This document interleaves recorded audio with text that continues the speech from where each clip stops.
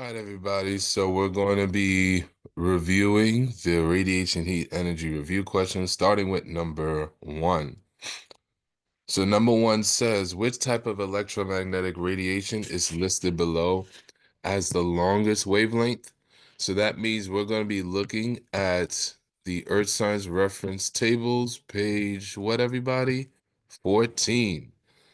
So I'm going to highlight where infrared, ultraviolet, red visible light, and violet visible light is. So infrared is here.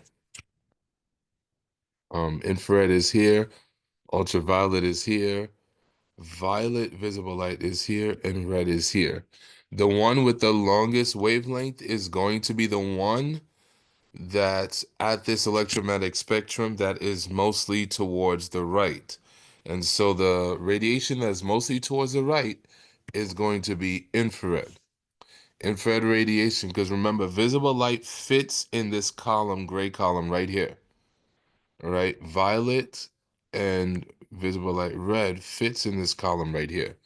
So that's why infrared radiation has a longer wavelength according to page 14 of reference tables. So the correct answer is A. Number two, basic answers to this question on the diagram below and on your knowledge of earth science. The diagram represents insolation received on 4 Earth land surfaces at location A, B, C, and D. Equal areas of which type of land surface usually absorb the most insolation and reflect the least insolation? And so the correct answer is going to be D. All right. Surfaces that are dark and rough are the best absorbers and the worst reflectors. All right. If the question stated which land surface reflects the most insolation, then it would have been light and smooth. But because it says absorb the most insolation, it's going to be land surfaces that are dark and rough. All right, number three, when major volcanic eruption sends large amount of ash and dust into the atmosphere, worldwide air temperatures usually becomes. So let's say, for example, we have a volcano, right? Let's say we have a volcano erupts, and ash and dust is now in the atmosphere. And so therefore, right, the sunlight is not easy for sunlight, right? Energy from the sun to head down to where we are on the Earth's surface, right? Some of it is getting reflected, right? So if sunlight is being blocked and getting reflected, if some of it is, then we know that the temperatures are definitely going to be cooler, right? Because sunlight's not hitting us, right? And we can get heat from the sun. So now, when we talk about the word transparent, right? The word transparent means easy to see through, right? And atmosphere transparency means how easily sunlight can pass through the atmosphere. So if there's a lot of things in the atmosphere, such as ash and dust, that make it hard for sunlight to pass through, then that means the atmosphere is going to be less transparent. All right, that's something to keep in mind. If there are lots of clouds, moistures, volcanic ash and dust in the atmosphere, then the transparency is going to be less because it's difficult to receive all of the sun's energy to hit the Earth's surface. All right, outgassing, number four. Outgassing of water vapor, carbon dioxide, and nitrogen initially form Earth's early what? Well, nitrogen, carbon dioxide, and water vapor, these are all gases, right? And so the gases, since these are all gases, they initially formed Earth's early atmosphere, okay? Hydrosphere represents all the water on Earth, right? So it won't be that. Lithosphere and asthenosphere, that focuses on the Earth's interior. All right, so that's why it can't be it.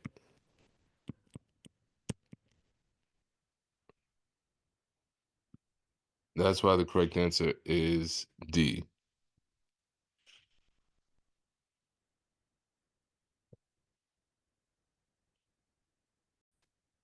All right, which substance given off by a volcano is most likely to cause global cooling following a large volcanic eruption? Well, there are three gases here that deal with global warming, right? They're greenhouse gases. And so, greenhouse gases, I'll write this down, they contribute to global warming. So what are the three greenhouse gases? Carbon dioxide contributes to global warming. Water vapor contributes to global warming. Methane contributes to global warming. So the correct answer is B. All right, these are all greenhouse gases. And so remember, when a volcano, like we discussed earlier, when a volcano erupts, the ash, right, the clouds of ash and dust that's in the atmosphere, they block some of the sunlight, causing temperatures to cool down. Keep that in mind. All right, number six. Which list of Earth's materials indicates an increasing order in the amount of energy needed to raise the temperature of equal masses of the materials by 1 degrees? So they're talking about, right, the energy needed to raise or change the temperature. That talks about specific heat. So what page of the reference tables that we're going to look at? We're going to look at page 1 of the reference tables. So let's go to page 1. And we're looking at this chart right here. Okay. Now the question states, let's see right here.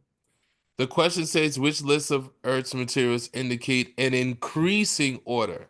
So because they want an increasing order, that means it has to be low to high.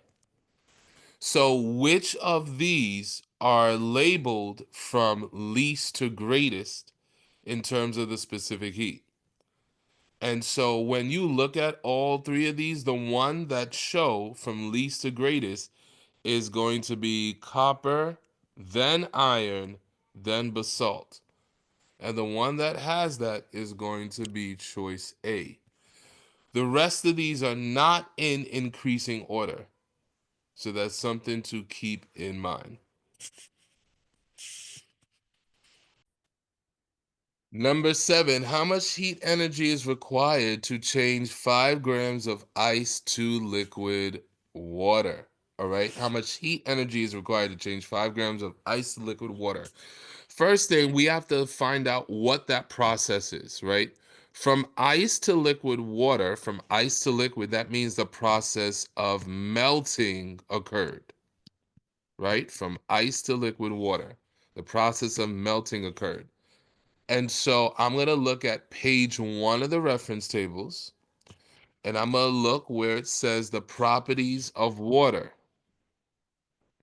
And it tells me that during melting, 334 joules per gram, right? Joules per gram is gained during melting. 334 joules per gram.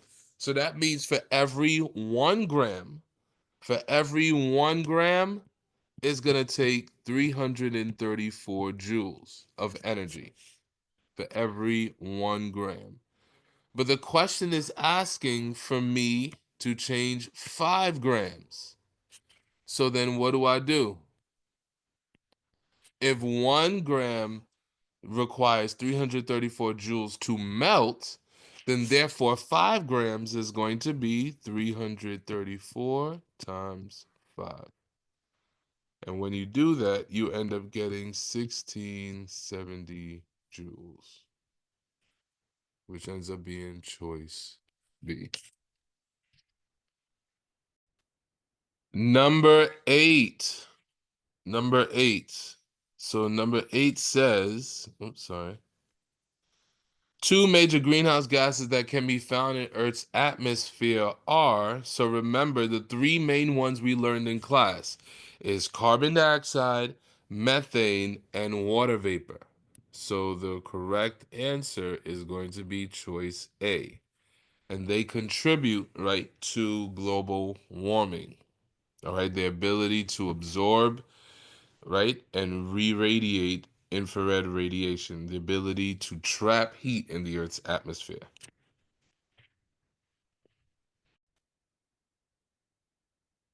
All right, the picture shows a calorimeter being used to demonstrate a method of heat transfer. One cup is filled with hot water and the other cup is filled with cold water. All right. A metal bar extends through the lids on into the water in both cups, as we see here. Thermometer records changes the temperature. This calorimeter demonstrates a transfer of heat through the metal bar from, all right, so we know one cup has hot, right, water, and one cup has cold water. And the reason why there's heat transfer is because this metal bar is connecting the two cups, right? So heat transfer is going by touch, right? For heat to transfer from the hot cup to the cold cup. So that's why it won't be by radiation. And we know, right, that we know that heat, right, is going to rise, right? Warm water is going to rise. And so therefore the heat from the hot cup is going to transfer to the cold cup. And so that's why the correct answer is choice C.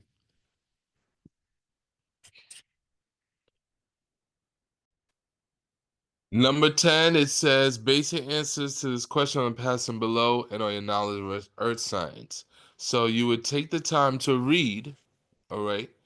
And once you're reading, they talk about the king tides and climate change. And they talk about how there are rising sea levels, right? Because of global climate change. All right. When we're talking about rising sea levels, we're talking about how the water level, right, in the entire world is causing to rise, which means, right, that somehow, some way, there is more water being added, right? And so, which factor is primarily causing global average sea levels to rise, right? Sea levels rising, that means more water is being added, right? And there's no process to which we are removing water from the earth, right, into space. Okay?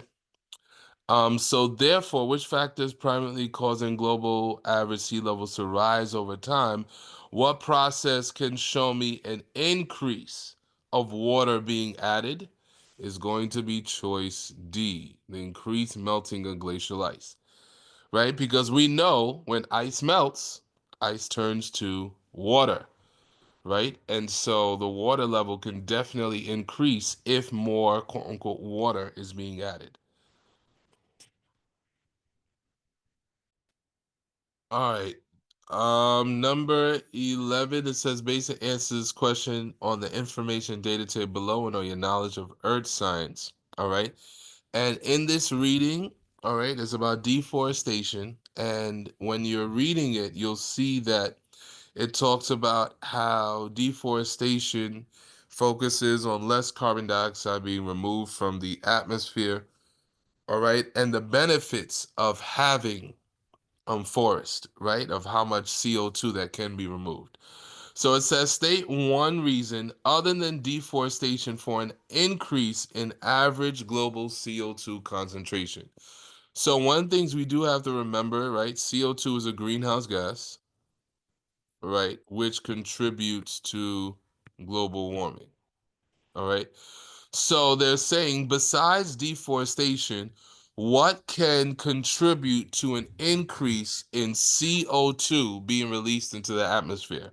So you definitely could have stated the burning of fossil fuels, All right. And as a matter of fact, I'm going to post a list of different answers that you could have stated. All right here. All right. So you could have stated fossil fuels were continually burning during this time. You could have said more industrialization, an increase in human population. You could have focused the pollution from cars, right, or factories. If you just said pollution or just air pollution alone, it's too general, and many types of pollutions do not increase CO2 levels. So if you just wrote pollution, you would not have gotten credit for it. All right. So if your answer falls somewhere in these categories, then you would be correct. All right. That is all the answers that we have. Definitely have a wonderful, blessed day, and I'll see you next time. Take care.